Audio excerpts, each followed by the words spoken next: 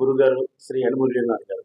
చిన్నప్పుడు పుస్తకాల షాపులో పుస్తకాలు అద్దెకి తీసుకొని స్కూల్లో చదివేటప్పటికి మా పుస్తకాల మధ్యలో పెట్టుకుని నవల చదివే ఆ రోజుల్లో యనమూరి వీరేంద్రనాథ్ గారు అంటే ఎక్కడో హిమాలయ పర్వతం విస్తుండే మనిషి అని అనుకున్న రోజుల్లో నుంచి ఈవేళ ఆయన పక్కన కూర్చునే స్థాయికి ఎదిగానంటే ఆయన మీద నా అభిమానం, ఆయన ఇచ్చిన ఆశీస్సులు, ఆయన ఇచ్చిన గౌరవం. ముఖ్యంగా కొంతమందిని డబ్బుతో కొనగలను, కొంతమందిని ప్రేమతో కొనగలను. మా గురుగారిని డబ్బుతో కొనలేను, ప్రేమతో కొన్నాను. కాబట్టి నేను ఆయనతో అతడు, ఆమె, ప్రియుడు అని ఒక సినిమా తీసాం. అలాగే నల్లంకి తెల్లచీర అని ఒక సినిమా తీసాం. ఇది మూడోది ఎండమూరి కథలు అండి.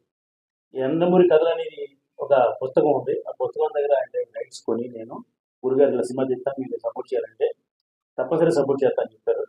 దీన్ని నేను ఎంత ఎండమూరి గారు ప్రేమిస్తానో అలాగే అంత ప్రేమించే మరో వ్యక్తి దర్శకుడు రవి బాసర. నేను ఎండమూరి గారి కథలు అంటే నాకు పలానా తెలిసిన ఆ కథల పేరు నాకు తెలియదు నిజంగా. ఆ కథలన్నీ అది తెలిసిన ఏర్పడి ఆ కథల్ని అద్భుతంగా చేద్దాం సార్ అని చెప్పి ఒక మంచి ప్రయత్నం చేశాం. మన ఆగస్టు 15 తారీఖున 15 సినిమాలు స్టార్ట్ చేశాం. దాంట్లో మొదటి వరుసలో ఉన్న పేరు మా ఎండమూరి వీరేంద్రనాథ్ గారు. ఆ విధంగా ఆగస్టు 15 నుంచి ఈవేళ వరకు దాన్ని కష్టపడి మా రవి బాసర దాన్ని అద్భుతంగా తీర్చిదిద్దాడు. ఎందుకంటే ఎందాక సార్ చెప్పినట్టుగా సినిమా తీయడం ఈజీ కాదు ఇవాళ, కానీ నాకు ఈజీ. ఎందుకంటే సినిమా తీయగలను, రీచ్ చేయగలను.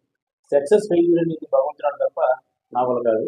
కానీ నా పని, నా కృషి నేను చేసిన తర్వాత సిన్సియర్గా చేస్తాను, ఎఫర్ట్ చేస్తాను ఉద్దేశంతో ఆయన నాకు అవకాశం ఇచ్చారు.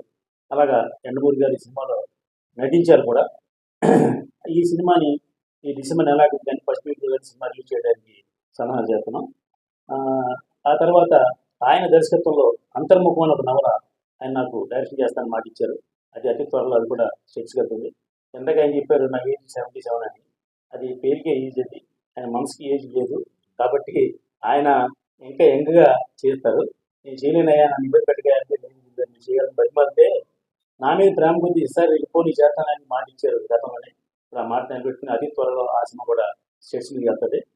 ఎందుకంటే ఒక ఎండమూరి గారి లెజెండ్ పక్కన కూర్చునే దమ్ము ధైర్యం కావాలంటే చాలా మంది రాదు. అది నాకు ముందే సగర్వంగా చెప్తున్నా. కారణం ఏంటంటే ఆయన బ్లెస్సింగ్స్ నాకు ఉన్నాయి కాబట్టి. ఏది ఏమైనా ఈ ఎండమూరి కథలు 4 కథలు అద్భుతమైన కథల వాళ్ళు మా రవి భాస్కర్ గారిని తీర్చిదిద్దాడు. అది అతి త్వరలో మీ ముందుకి సినిమాగా రిలీజ్ చేస్తున్నాం. ఇకపోతే ట్రైలర్ ఇక టీజర్ రిలీజ్ చేశారు సార్, అలాగే ఫస్ట్ లుక్ రిలీజ్ చేశారు. ఈ రెండు కూడా రేపు సోషల్ మీడియాలో ఉంటున్నాయి. ఇవాళ ఆయన పుట్టినరోజు కనుక నేను ఆయన ఇవ్వలేదు కాబట్టి ఈ టీజర్ అదే ఇచ్చాను. అందుకే నాకు ధన్యవాదాలు తెలియజేస్తానండి. ఎందుకంటే నాకు గొప్ప వ్యక్తి పక్కన కూర్చుని అర్హత చాలా గర్వపడుతున్నాను. Thank you.